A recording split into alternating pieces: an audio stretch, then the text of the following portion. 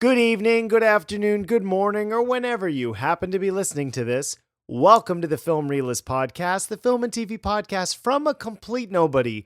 That is hopefully for somebody. My name is Kyle Naranya, and welcome to episode 216, where on this week's episode, I am going to be reviewing Season 3 of House of the Dragon. The penultimate season has come to an end, and because this is a TV review, all spoilers. There's going to be no non-spoiler section. So unfortunately, if you didn't watch it on Sunday night, watch the final episode and then come back and you'll be able to hear all my thoughts on the season as a whole. But just because that's the case, timecodes will be listed in the description should you feel the need to hop around. Then we're going to have some movie/TV news of the week and then hear what our listeners had to say and their responses to the question of the week. So I guess let's saddle up on our dragon and return to Westeros. This is House of the Dragon, Season 3. I wear my father's crown. My enemies will not deny me my right. House of the Dragon has not had necessarily the same clean introduction. Reception has been mostly positive, and I've covered the first 2 seasons of the show. The podcast, if you're new to the Film Realist, actually debuted with some episodes of that first season. And then the second season, there was some good things about it, but unfortunately, some of the elements that I didn't necessarily love have leaked into this third season as well. And something that I've constantly been battling with when watching this show, of course I've seen all of Game of Thrones, is where those later seasons really struggled was because they had less and less written material to base the remainder of the show on. We know that for the final season, they essentially just got bullet points, and then the poor writers had to craft episodes when they were used to being a part of the adaptation process, which is very different, especially when you're not the original creator of any of these characters, the world, the lore. That's George R. R. Martin.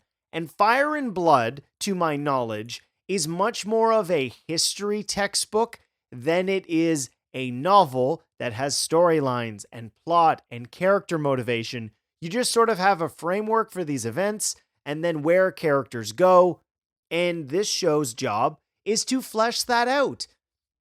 And one of the areas that I want to start with that I was kind of baffled that we went back to, and the only reason that we would be doing this whatsoever is that it has to come up again, which is where Aegon goes.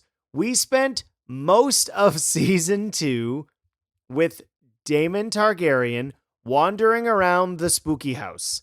And this is not where we wanted him to be. We wanted him to be doing what Daemon does, going around to kill people.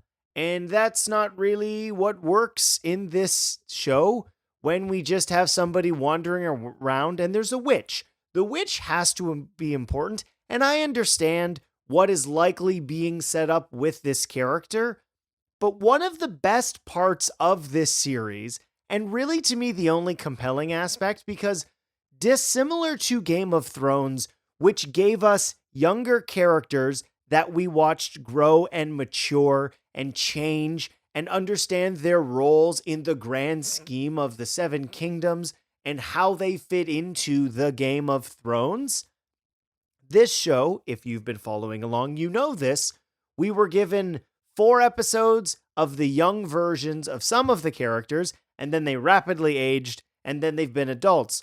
The politics of Game of Thrones is a very fine high-wire act to do successfully. If you manage to do that, you can tell compelling stories with a lot of people that we won't necessarily root for. The Targaryens being the most political, quite literally crazy, and our introduction is more about the history of them when we started with the Game of Thrones show, A Song of Fire and Ice for the book fans out there. And this series has looked at the turmoil within their own family. What was, as the book is also called, as I've referenced, the Book of Fire and Blood, and a lot of that has obviously been spilled and has been ignited through this battle. The first 2 seasons have cool battle sequences, but a lot of it feels like moving characters along a chessboard because we need them to be in certain places, but we don't necessarily know why. You can be building dramatic events, and I'm not one for saying slow pacing is necessarily a bad thing, but all 3 seasons of this show so far have moved characters off the board just because they don't really have anything for them to do.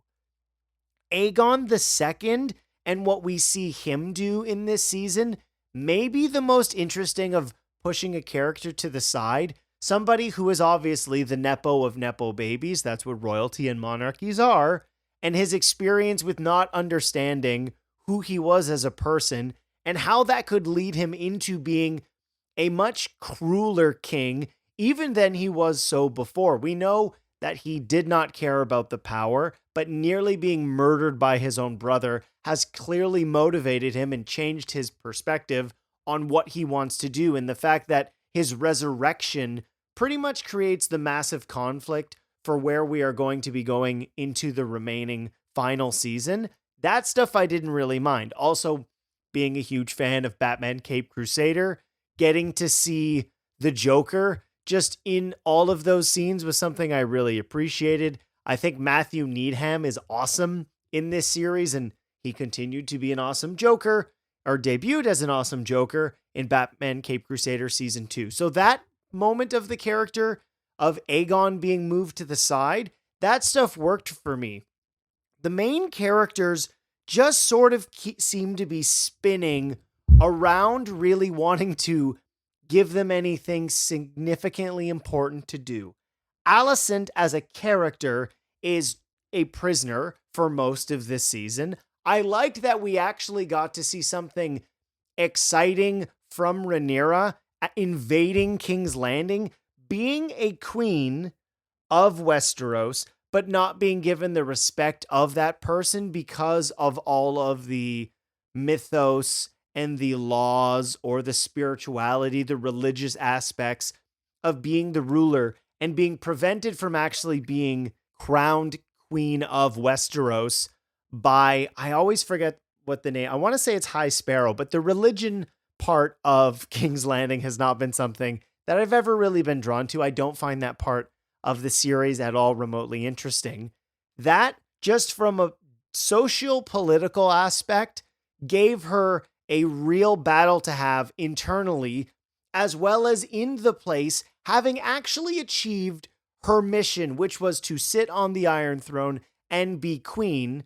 Physically, she is in those locations, and she has the crown on her head, but to have her subjects and the situation of the economics of the city being presented to her, and her being dubbed queen in the worst case possible scenario where everything has gone wrong. That part of Rhaenyra, seeing her struggle with the day-to-day because of how bad things have gone, and you see bits of her father in the decisions she's making, being afraid of being someone that her dad would be embarrassed by Viserys. He has dubbed her queen, and she needs to be capable of doing these things. And there are so many hurdles in being a successful queen to her people with no money, with there being spies. And the conflict that she has with the Hightowers is maybe one we haven't really seen in a long time. Now, obviously, Game of Thrones ran for 8 seasons, but the politics and the right of rule within this world, as long as Aegon II has kids for the monarchy, they are the rightful heir. And there's this cat and mouse element that I do appreciate. Getting somebody who really is never going to be king, but sees the opportunity of using one of these children to their benefit. That dynamic was something that was really compelling, as well as the fact that from this character, from, I'm going to pronounce all of their names, but from Ormond, he's somebody who is obviously part of high society, but is so well removed from the actual trappings of everyday life. We see him struggling with the everyday sense of people that would just smell absolutely terrible. and the manipulative nature of that character only for his own brother, not brother, I guess is his nephew to come in and not want him to be involved with what's going on at all, because they understand that regardless of the position that they have, they're not in the best spot for how terribly things could go if they continue to try to fight up against the actual red and black Targaryens. Gwaine is one of the most interesting characters in terms of his progression this season, because yeah, he's with Sir Christian for a bit, and there's much more of a, I don't know if this was intentional or not, but it feels, as opposed to this being in the medieval nature of the storytelling, really in line with at least the way that Vietnam films have demonstrated what it was like on the ground in that era, where you're just sort of trudging through space and you have a mission that you need to accomplish and you're losing men left and right, and seeing there's no longer any really validity to what our orders are, and that this mission is just a suicide squad, pun intended, also owned by Warner Brothers, and that what is the fealty of this mission? What are we going to achieve? You're just going there to die. That is the expectation, because we've lost Aegon and Aemon. And having the main conflict this season being of Alicent's uncle, having Ormond be the major antagonist for Rhaenyra, was refreshing, because it's annoying to me that a show that's all about the Battle of Targaryens, we've not really seen a ton of these. There are elements that are clearly expected from the Game of Thrones fandom, and we've seen them sort of scratched off on the bingo card throughout this series. We had an awesome battle in the very first episode, and then we had an awesome battle at the end of this season. And so much of the way that this show has been paced does struggle from an awareness of where characters are, but not having truly inspired stories for everybody. The Game of Thrones, which is continuing in this, and I'm maybe one of the people who's on the outside of this, but I've never really loved that this has the Game of Thrones intro music, but this is House of the Dragon. I can understand using elements of that in the score for this series, but just using the same score for the opening titles has never really sat well with me, because I do think it puts you in the mind frame of, yeah, fine, we're in Westeros, but this is a different series with different characters. Some of the fun of these seasons, specifically season 3, is getting to see families that we are familiar with, which I absolutely love.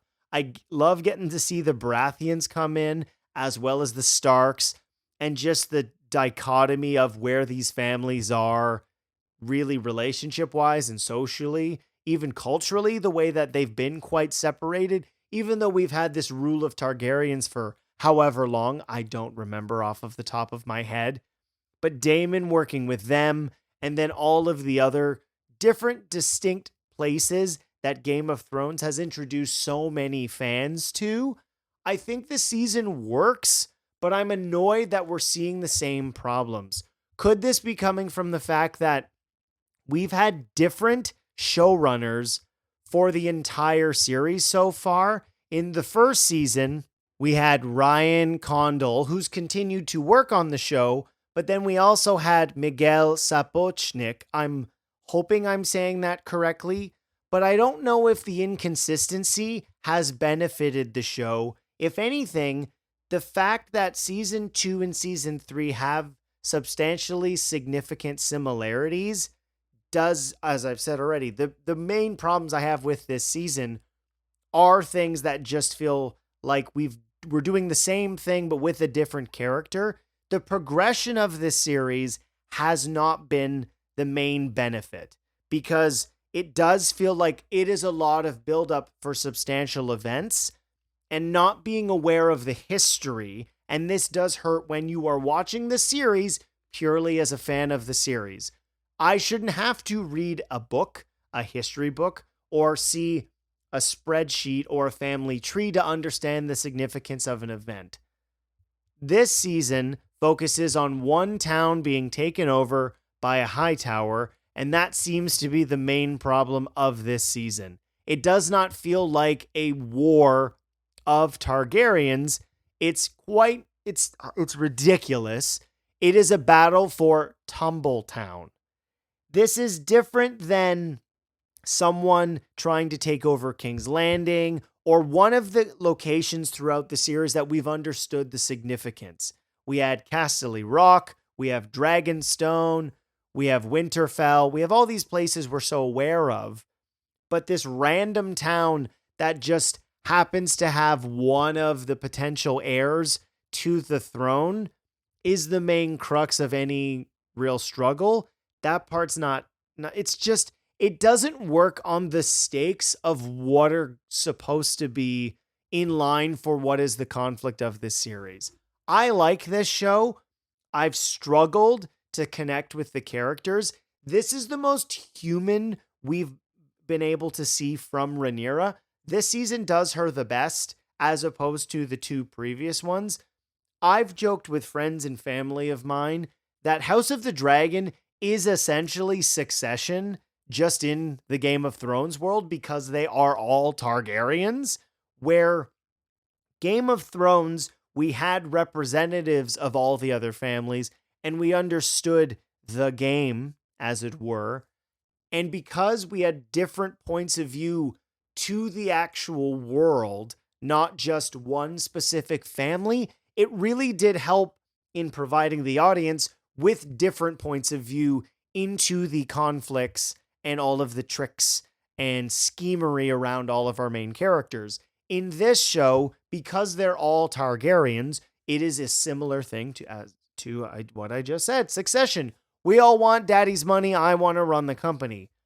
What you have to do more than anything when you are telling a story like that is humanize or at least allow the audience to understand the perspective as well as the method of operations behind how those peoples work. What's their motives? Why are they like this? One of the best ways of doing something where the character may not be doing necessarily morally right things is Dexter. He's a serial killer, but he kills bad people who slip through justice. Everyone, to some degree, has some inert feeling of justice that if somebody is wronged, something should happen. Maybe not murder, but in that show, that's how they dealt with a lot of the issues that Dexter had there, given his upbringing. And this is not a Dexter review, but I think House of the Dragon is building to something. I just hope it's something awesome, because we've now set the stage for where all of these characters are. This season has moved so many people around. As much as I appreciated where we saw Aegon go this season, I do feel like it needed to happen, but I also feel like they just needed something for that character to do so that he wasn't in King's Landing. We've been avoiding the main conflict, which should be just an absolutely insane, ridiculous, incredible dragon on dragon fight. That is the pitch for this show. Hey, what if the Targaryens were all alive and we had a ton of dragons that could have an incredible war, and what would be the remnants of that, and who would be left to lead Westeros in the ashes, and what phoenix would rise from said ashes? Different animal, I know, but Game of Thrones' biggest thing was there was a new dragon till, we got some more, but that was the main realization for that series, that dragons were going to completely change how everything had been because we didn't have any Targaryens anymore. House of the Dragon, we got a lot of Targaryens. So many characters. I like the actors in their roles. I think they're doing a great job with what they're being given to do. Matt Smith is sinking his teeth into Daemon Targaryen.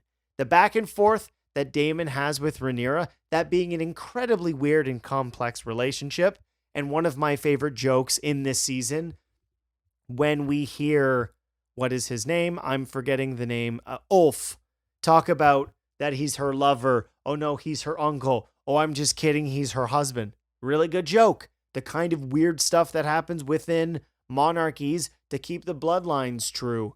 I think one of my favorite elements as well is that from Hugh, we get to see him, someone who has ascended to become a knight, only to return to his wife, who's now gone to Tumbletown because that's where her brother was. And I like that connection that her brother was involved with the fight with one of Ormond's, I guess, knights or soldiers, either or, and that she didn't want him to ascend, that maybe he's done this thing selfishly as opposed to what he believed he was doing it for, which was to better both their lives. And him deciding to be boots on the ground instead of flying a dragon, it really does show how much he cares for her and how much he's concerned with what could be the aftermath of a fight with dragons in just this one small remote town. I like the conflict in, I guess, the battle for Tumbletown. I don't think it stands up to our Battle of the Bastards or the main ones really are for King's Landing, as well as even the ending of Game of Thrones. Just, it doesn't stand up with those. There are moments where they've always struggled with selling flying on the dragons, but for whatever reason, watching the finale, it does feel much more chopped up into digestible pieces in terms of the production schedule, as opposed to this mass event that would absolutely blow your mind in a scale in which you just can't comprehend how a production was able to do something like this on television. Maybe we're just spoiled at this point. I liked the last episode of the season. It's probably my favorite. 4 and 8 were really the best in terms of character and action. So I like this season, but I'm frustrated that I don't love this show. Obviously, Game of Thrones didn't end in a great way for most people. It was a wild ride that 8 seasons, I believe it was 10 years. But I was starting to fall off around season 6, and I was struggling through 7 and 8, and for the most part, House of the Dragon has not grabbed me in any way. It's, if anything, it does feel much more like the later part or the latter parts of Game of Thrones than the early stuff. And it is shocking to me that it's only going to run half as long. This is only going to be 4 seasons, but fingers crossed they nail it for the final season. 8 episodes of a 4th season. You know what you're doing. You know where everyone's going to be, and you've had time. 2 years between 2 seasons has not done this show any good, but overall, it's prestige television. It will entertain. There are moments where I do believe that this show really does struggle with pacing, but if you're a Game of Thrones fan, you're probably going to be checking this out anyways. In terms of the 2 shows we've had, though, since Game of Thrones ended, I'm much more a Knight of Seven Kingdoms fan. I love that show, and I cannot wait to see where that goes because of how much I love those characters, even though one of them is a Targaryen. That's one of my favorite parts because the dynamic between Dunk and Egg, I just adore it. That will do it for my thoughts on House of the Dragon Season 3. Let me know in the comments what you thought about it. Which season so far has been your favorite? Is it 1? Is it 2? Or is it Season 3? Now let's get to the news of the week in terms of entertainment and movies. Tonight at 11. We're sitting on top of the story of the century here. But that's not all, folks. Here's the real blockbuster. Brace yourselves, you might want to sit down. And I need all of you to stop what you're doing and listen. The first thing I want to talk about is we're finally starting to get more pieces of information for the upcoming X-Men film, which will be a main part of what Kevin's kind of teased. It's going to be the Mutant Saga. Now, spoilers for Spider-Man Brand New Day. You've been warned. Maybe just skip this whole piece of the X-Men, search the transcript, and then when I move on, you'll know. But Sadie Sink, of course, was Jean Grey. Samara Weaving has been cast as Emma Frost. And then last week, Kit Connor was cast as Cyclops. So we have 3 X-Men that have been cast already. There have been rumors as to who might have screen tested for Professor X, but if you're in the know and you follow any of this stuff whatsoever, you'll know that D23 is coming up in about a month, which it's one of the probably the safest bets, maybe in terms of entertainment news, that this is where Disney's going to unveil who the cast is. There have been rumblings that they've been doing this process for quite a while. It wouldn't be shocking given the production schedule of what Spider-Man Brand New Day was. We know that it was pushed back after Tom Holland was cast in The Odyssey, which at the end of the day worked out great for both movies. Spider-Man Brand New Day, by the time I'm recording, it will have officially come out that it had one of the 3rd best domestic weeks, and I think the 2nd best second worldwide week. It's going to be over $1.5 billion now, which is crazy. The projections are looking like it's going to get somewhere over 2, could be even 2.5, which if that actually happens, will put it at, I believe, the 3rd highest grossing film of all time. Unadjusted, of course. It's always got to be said that it's unadjusted. But I like that we're starting to get an idea of the kinds of actors that Jake Schreier, as well as the MCU, are looking for in casting the X-Men film. This, more than anything else we have on the MCU slate, which I guess will be Phase 7, if we want to look at it that way. We know we have Black Panther 3, we have Ghost Rider, and then we have X-Men. Sadie Sink also did say in a Variety article that they believe they'll start shooting at the end of the year, which is good. Marvel needs to give themselves more time to make these movies. I said in the Spider-Man Brand New Day review that I would not be surprised if when it comes to the production schedule for Spider-Man 5 and Spider-Man 6, that they are on a 3-year cycle. There is something to be said for taking your time and delivering the best movie possible. Yes, I know a lot of people love the Spider-Man Home trilogy. I think a year between those films probably would have done them some good. I'm excited for X-Men because I love Thunderbolts. It's probably a top 5 Marvel movie for me ever, or MCU movie for me ever. And Jake Schreier understands how to use an ensemble. I like that we've already helped separate ourselves from the original X-Men film by bringing in Emma Frost into the story. Yes, I know she was also in X-Men First Class, but a lot of the original X-Men were not a part of that film. We got them brought in later, and we all know how that went. I have also seen rumblings that they are going to have Iceman and Angel, just in terms of how this X-Men franchise, because this is the most important outside of the Fantastic Four, which is really the only main franchise we've had launched in the multiverse saga that's going to be carrying forward. We knew we were going to get a Black Panther. There's plenty of sequels we're going to get. Doctor Strange 2, Black Panther, Fantastic Four 2. The X-Men have to work if we are really making this the mutant saga. You can do spin-offs, you can have other things with other characters, but that main team needs to feel succinctly its own interpretation of everyone's favorite mutants. If you do have something more akin to that original team, not from the 90s, X-Men the Animated Series, although that's obviously done a lot of work revitalizing the X-Men brand, of course it has, but presenting a team that is different from any of the interpretations we've seen so far in live action, just from the get-go, is a great idea. There's going to be some sort of temporal anomaly with Secret Wars. So many people are confused as to how this is all going to work.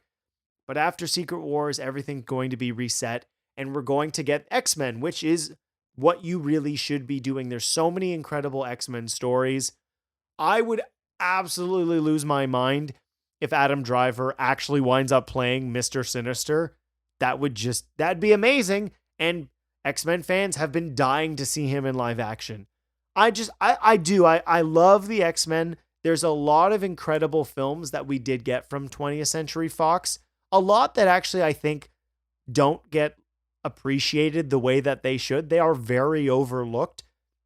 There's some X-Men films that maybe aren't so obvious to people that I would say can contest with the best of the MCU, but that's a conversation for another day. I'm really excited to see just any of this stuff come together at all. And speaking of other casting, a show that absolutely exploded last year and will be continuing, probably a release date sometime next year, is the two main characters that are being added to Heated Rivalry Season 2 have been cast. So we have Troy and Harris, which are from the Role Model book, Justice Smith, who a lot of people would probably know from Dungeons & Dragons, Honor Among Thieves, and Detective Pikachu, and then Charlie Gillespie, who's actually, ironically, in a movie that came out this past weekend, in One Night Only, have been cast as those two characters. Role Models is a book that's going to be folded into the story of Heated Rivalry Season 2. I've seen all that show.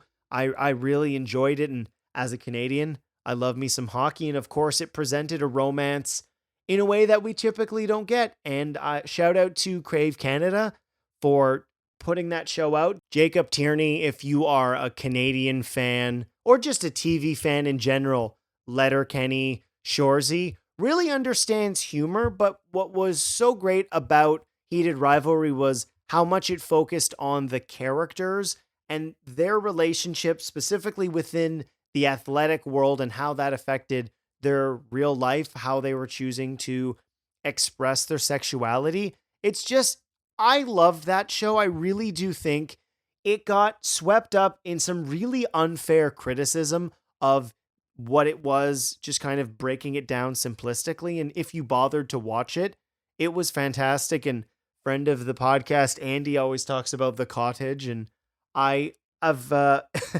parts of that show have permeated my regular life. I was camping not too long ago and heard a loon, and I called it the Canadian wolf bird.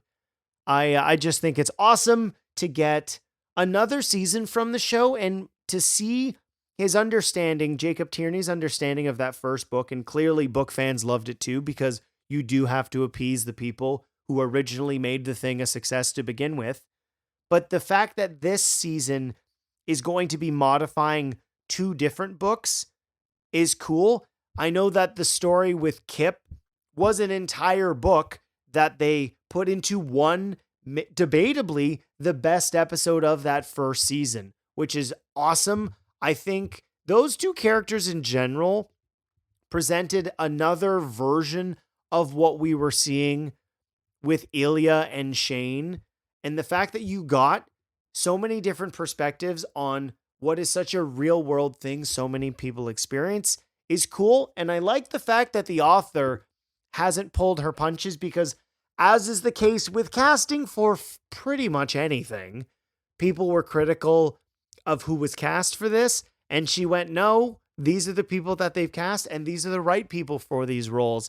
It is very easy to be casting director on your couch. That's a horrible thing to have just said, but that's what people do, or on their phones go, no, this is wrong. And there are probably, I haven't actually looked this up, nor do I really want to, more castings.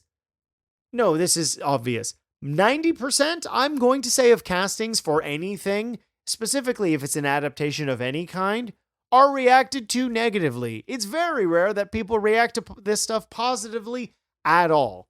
I'm glad that this show's getting a second season, and I'll be very curious to seeing what the relationship with Ilya and Shane is like now that they are deciding to out themselves to their teammates. Jacob's talked about this, and I'm very curious to seeing where season 2 goes. Back to some sort of associated Spider-Man news, which is connected to a franchise that I do absolutely adore. Amy Pascal, who works for Sony, has said that the casting for Denis Villeneuve's James Bond will likely be out at the end of the year. There've been a lot of betting odds as to who the character or who the actor is going to be in that role. I cannot explain. It's very hard to do that over a microphone, and hopefully I am able to achieve such explaining tonally to explain my excitement, I adore James Bond. I have loved James Bond since I was too young to have seen those films, and believe it or not, my introduction was actually Dr. No. It wasn't GoldenEye, which I saw a little bit later in the 90s. I have read all of Ian Fleming's books. I adore James Bond. I love the characters. I thought about doing a game review for First Light. I didn't. I did really, really like that game. I think that the tutorial maybe could have used some work, but if Amazon is really stupid and doesn't continue that version of James Bond when it comes to gaming, I think they are absolute idiots.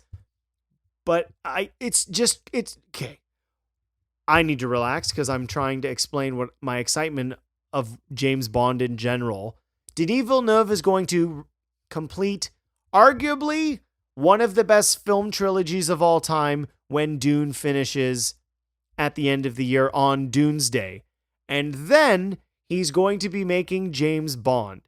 And this script is going to be written by one of the best screenwriters we have going right now with Stephen Knight. The combination of those two people, I'm hoping above all else, because Amy Pascal being involved is something that I think it's okay for film fans to be hesitant of, because she was involved with a lot of what went wrong with Spider-Man.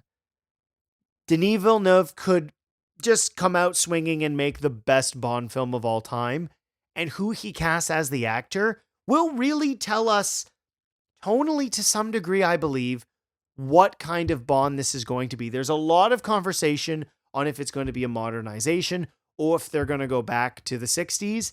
I kind of would like, and this may sound blasphemous as a James Bond fan, could we redo the books? I don't think it's necessarily a bad thing. There's a lot in those that you could change to make it relatable to modern audiences, but there's something about the aesthetic of James Bond in the 60s that just works.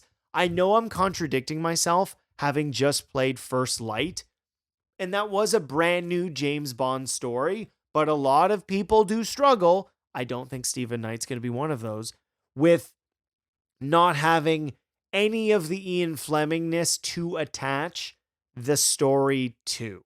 So I'm very curious. Are we going to do an origin story? Are we going to be diving into a mission?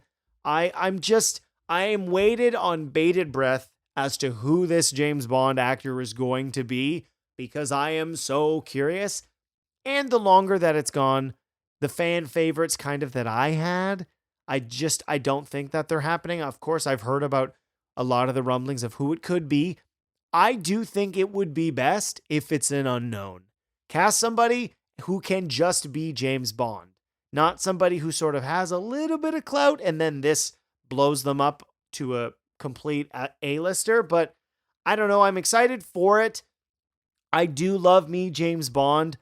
It's going to be, close to 10 years probably between films, where No Time to Die was 2021. Maybe this comes out in 2029. But no, I don't. It's probably going to be 2030, because Dune comes out on the 18th of the end of this year. Maybe it starts shooting next year, but I doubt it. I would like it to be here sooner rather than later. Denis Villeneuve is capable of making movies relatively quickly. I mean, look at what we've seen from him. But same thing I said with Spider-Man. If you could just do every 3 years, that would be great. I would absolutely love that, because the worst part about Daniel Craig's run is we just didn't get enough movies in the length of time he was James Bond. That will do it for News of the Week. Now let's get to listener mail and Question of the Week responses. Can I ask you a question? Just fun? There's something I've been meaning to ask you. I ask the questions, you answer the questions. Why do you ask questions to which you already know the answers? Did that count as a question? Yes. Damn it. Last week's Question of the Week was, who is your least favorite Game of Thrones character? I knew this was going to be contentious, but it's super fun because there's a lot of characters to hate in that show. Scotty Cameron writes in first with his opinion on Spider-Man Brand New Day. It was a blast. I love the inclusion of the Punisher. Jean was a weird choice for an X-Men, let alone an antagonist, to be included in Spider-Man. Characters like Iceman and Kitty Pryde actually have a history with Spider-Man. Gene doesn't. Are you talking about Spider-Man and his amazing friends? I love that show. Then again, they wouldn't work as antagonists. Now to his question of the week response, it's Greyjoy. That character was such an annoying presence, from wanting to get in Evelyn, Cersei's underwear, to his I killed the Kingslayer last words made me hate him. I think that's totally fair. We have Bank USAne, Brand the Broken. Okay, totally fair.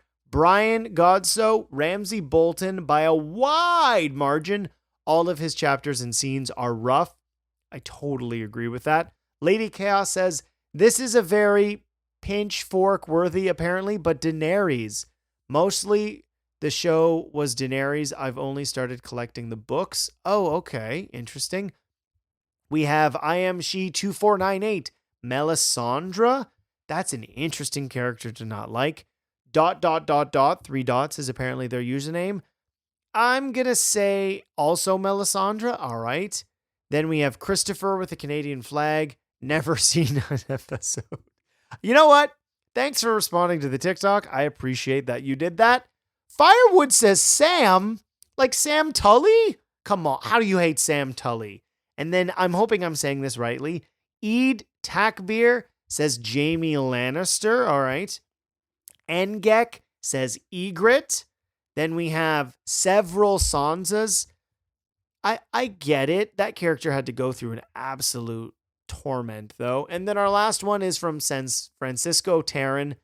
Arg, people are going to hate me for this, but I couldn't stand Jon Snow. Well, I brought this up in my House of the Dragon review, which is the characters in the show, because of what a wide range of families and settings we were given, it allowed the viewer the opportunity to dislike different people. You could get on board with different characters. I'm absolutely flabbergasted that nobody said Littlefinger, because that guy sucks. Less Jamies and not enough Cerseis, in my opinion. There are a lot of villains, but as much as there were villains in the show, it gave characters who were presented as villains or antagonists the opportunity to then become heroes. Hello, Tyrion Lannister. Think of where that character started and where he ended. The run of that series, it's a whole new thing for HBO, and we are living in a different era. If you didn't grow up with it, watch it as it was happening, you don't really understand. And I've said this in conversations around Lanterns, that I did find it funny that they sold this show, at least in that first trailer, very little Green Lantern anything in it, but this is the Dragon Network. For all intents and purposes, HBO is the Dragon Network, and then the other trailers have shown much more Green Lantern stuff, which is a perfect segue that I actually, believe it or not, didn't plan, will lead into this week's question of the week. Who is your favorite Green Lantern? To let me know, you can comment below on YouTube and Spotify. You can email the podcast, filmrealistpod@gmail.com, or you can @filmrealist on any of the social medias. And before I forget, we actually got a response that I missed, and I'm so sorry about this, Jermaine, in terms of his favorite Spider-Man film. Jermaine wrote in, Spider-Man 2 is my favorite Spider-Man live-action film. Tobey was at his best, and Doc Ock was an outstanding villain. It's probably in my top 5 of all superhero movies. It is still my favorite Spider-Man film, Jermaine. Top 5 would be hard. Maybe one day when I retire from the podcast and superhero movies are no longer coming out, I could probably do that. But yeah, I'm obviously incredibly excited about Lanterns. Its first episode comes out on Sunday, so that'll be August 16th. So that Monday, I will be reacting to the first Lanterns episode. Lanterns is my most anticipated series of the year. I love Green Lantern. It's one of the only superheroes where their name is Kyle. That is completely just it's perfect for me. And as we've just learned on Friends of the Podcast, Jump on the Batwagon, all Kyles are now Green Lantern. So do with that what you will. Are you excited for Green Lantern or Lanterns? We already know we're going to be getting more Lanterns content with Aaron Pierre working on Man of Tomorrow. The Justice League is slowly but surely forming. You know, there's just a couple of people we need. That dude in Gotham City and that woman from Themyscira / Paradise Island. I would like to see projects from those people within the universe, but you can't do this slowly because we don't know what's going on with the Warner Brothers merger. Delayed. That's so far been good news. Thank you so much for listening to the podcast. If this is your first time, please subscribe on YouTube as well as like the video. It just helps to get into more people's algorithms. If you're listening on a podcast feed, make sure to follow and drop a 5-star review. It helps the podcast go up those lists, which means more people might see it, which would be absolutely incredible. I love delivering the podcast to everyone who chooses to listen to it each and every week.